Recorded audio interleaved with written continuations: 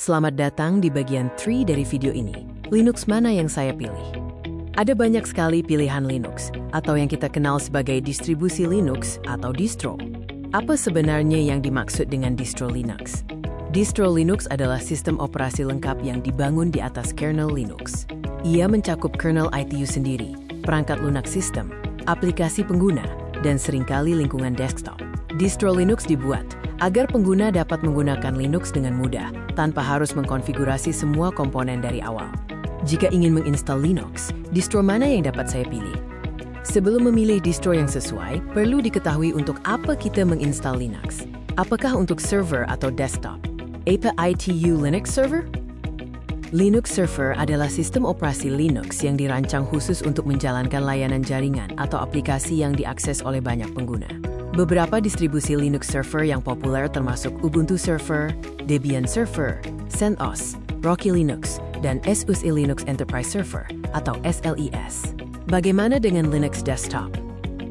Linux Desktop adalah sistem operasi Linux yang dibuat untuk penggunaan pada komputer pribadi atau kantor, dengan fokus pada pengalaman pengguna individu. Distribusi Linux Desktop yang terkenal meliputi Ubuntu Desktop, Linux Mint, Fedora Desktop, Arch Linux, dan OpenSUSE Desktop. Selain server dan desktop, apakah ada penggunaan lainnya? Tentu saja. Masih banyak distribusi Linux khusus dengan tujuan dan fokus tertentu. Misalnya untuk keamanan dan privasi seperti Tails dan Cubase OS. Untuk pendidikan, ada Edubuntu dan Huayra GNU Linux.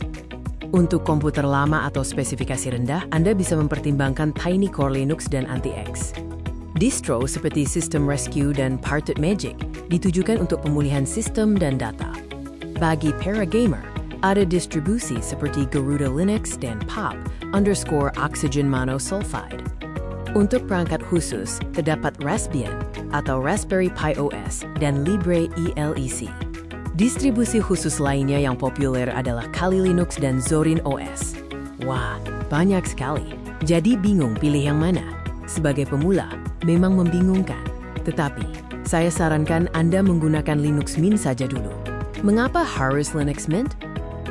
Linux Mint sangat direkomendasikan untuk pemula karena memiliki antarmuka yang familiar, siap pakai, stabil dan aman, memiliki komunitas yang aktif, serta gratis dan open source.